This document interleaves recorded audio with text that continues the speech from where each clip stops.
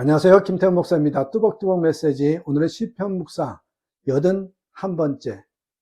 잘 살게 되는 길을 알려주는 말씀. 잘 살게 되는 길을 알려주는 말씀. 시편 81편 1절에서 16절 말씀 가지고 함께 뚜벅뚜벅 걸어가겠습니다.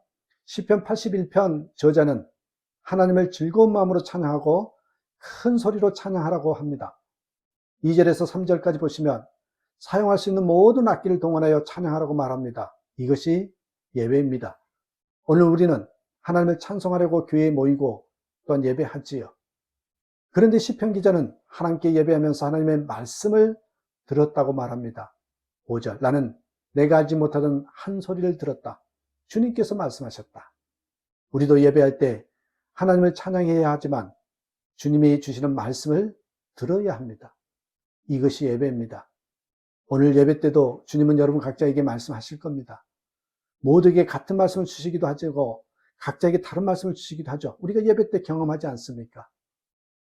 한번 오늘 어떤 말씀을 하실까 늘 주일 때마다 예배 때마다 귀 기울여 보시기 바랍니다. 이스라엘 백성이 하나님께 예배하는 것은 이스라엘 백성을 애굽에서 구원해 주신 하나님이시기 때문입니다.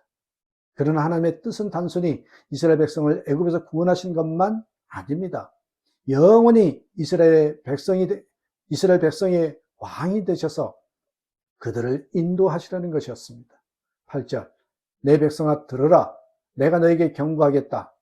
이스라엘아, 나는 내가 내 말을 듣기를 바란다. 9절, 너희 가운데 다른 신을 두지 말며 이방신에게 절하지 말아라. 여러분, 10계명 중에 첫째 계명의 말씀입니다. 이 말씀은 이스라엘 백성들을 괴롭게 하라는 말씀이 아닙니다. 하나님만이 이스라엘 백성들이 잘 살게 되는 길을 아시기 때문이죠. 그런데 안타깝게도 이스라엘 백성들은 하나님의 말씀을 듣지 않았습니다. 그래서 하나님께서는 이런 이스라엘 백성들을 지켜보실 수밖에 없었다고 했습니다. 12절, 그래서 나는 그들의 고집대로 버려두고 그들이 원하는 대로 가게 하였다. 결국 어떻게 되었습니까? 이스라엘은 우상 숭배의 죄에 빠져 멸망하고 맙니다. 여러분의 삶에 하나님께서 간섭하고 계십니까? 지켜보고만 계십니까? 지켜보고만 계신다면 두려운 일임을 아셔야 합니다. 지금 망하는 길로 가고 있다는 증거이기 때문이지요. 이스라엘이 하나님의 말씀을 귀담아 듣고 순종하였다면 얼마나 좋았을까요? 10절, 나는 너희를 이집트 땅에서 이끌어낸 주 너희의 하나님이다. 너희의 입을 크게 벌려라. 내가 마음껏 먹여주겠다. 14절, 나는 당장 그들의 원수를 굴복시키고 내가 손을 들어서 그 대적을 쳤을 것이다. 15절, 나를 미워하는 자들은 그들 앞에 무릎을 꿇었을 것이며 이것이 그들의 영원한 운명이 되었을 것이다. 16절, 그리고 나는 기름진 밀곡식으로 너희를 먹였을 것이고 바위에서 따낸 꿀로 너희를 배부르게 하였을 것이다. 이것이 우리를 인도하시려는 하나님의 계획입니다. 복된 하나님의 자녀의 삶입니다. 10절에 너희의 입을 크게 벌리라. 내가 마음껏 먹여주겠다. 너무나 복된 말씀입니다. 개역성경을 읽으면 더 익숙할 것 같습니다. 내 입을 크게 열라. 내가 채우리라. 그러나 많은 성도들이 이 말씀에 대하여 별로 흥분하지 않습니다. 입을 열어보았는데 채워진 적이 없기 때문입니다. 그것은 이 말씀이 너희 가운데 다른 신을 두지 말며 이방신에게 절하지 말아라 라는 말씀에 순종하는 자에게, 그 말씀대로 사는 자에게 주시는 약속임을 모르기 때문입니다. 여러분의 관심이 무엇입니까? 무엇을 먹을까? 무엇을 입을까? 염려하지는 않습니까? 큰일이 일어나면 어떻게 하나? 나이 들면 어떻게 하나? 두려워하지는 않습니까? 조금 형편이 나은 사람은 무슨 맛있는 것을 먹을까? 어디 가면 재미있을까? 어떻게 하면 편안할까? 생각하며 살지는 않습니까? 그런 마음으로 입을 크게 열어보았자 하나님께서 채워주실 수 없습니다. 이 말씀은 마음에 어떻게 하면 하나님을 기쁘게 할까? 어떻게 하면 하나님의 영광을 드러낼까 하는 그런 갈망으로 가득한 사람, 하나님의 말씀에 귀 기울이며 철저히 순종하는 사람에게 해당되는 말씀입니다. 우리가 성경책을 가지고 있다는 것이 얼마나 놀라운 일인가 여러분 깨달아야 합니다. 그러나 언제까지 성경책을 들고 다니고 집에 두기만 할 것입니까? 여기에 하나님의 안타까움이 있습니다.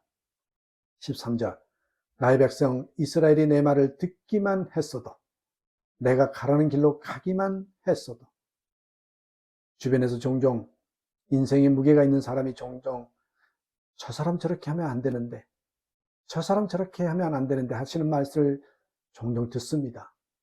아무리 권면해도 돌이키지 않다가 결국 가정이 무너지고 재정이 무너지고 신앙이 무너지는 것을 보면 너무 안타깝지만 그런 경우가 종종 있습니다. 이제는 될 사람과 안 될 사람이 어느 정도 보입니다. 문제는 말을 해도 받아들이지 않을 것 같아서 말을 해주지 못하는 것이죠. 하나님께서 이스라엘 백성을 구원하신 후에 무리바 물가에서 시험하셨다고 했습니다. 7절.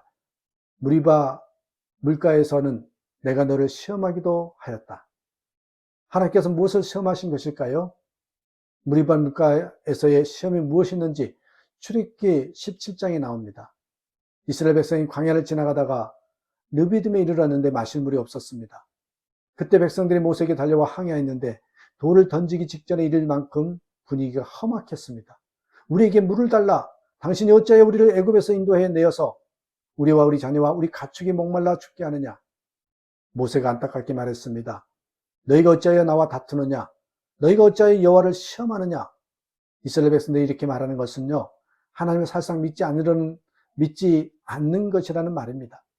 하나님이 보인다면 그렇게 말할 수 있겠습니까? 하나님께서 모세에게 지팡이로 반석을 쳐서 물을 내게 하셨습니다. 그때 당시를 성경은 이렇게 말하고 있습니다.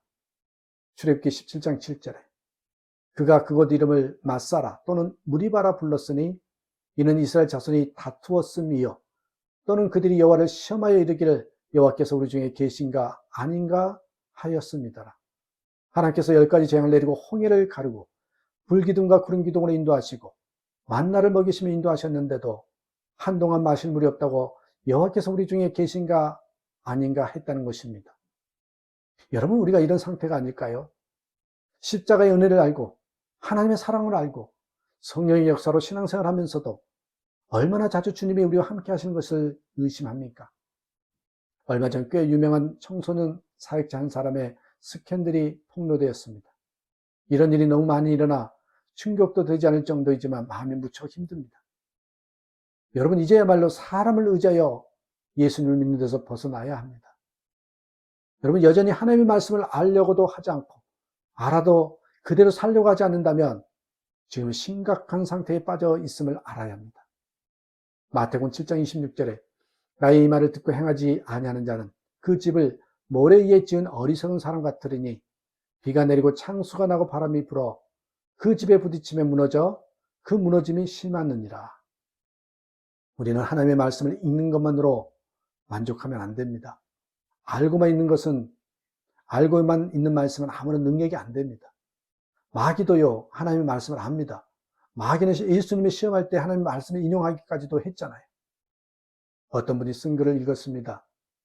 한 3년 정도 유명 목사의 설교를 거의 매일 들었다. 그분의 책을 사서 읽었고 주변에 나누어 주기까지 했다. 그래서 내가 바뀌었을까? 답부터 말하자면 아니다. 설교를 들으면서 그렇지, 맞아, 그래, 그런 거야 라고 감동했지만 내 성품은 그대로였다. 아무리 좋은 신앙서적도 소용없다.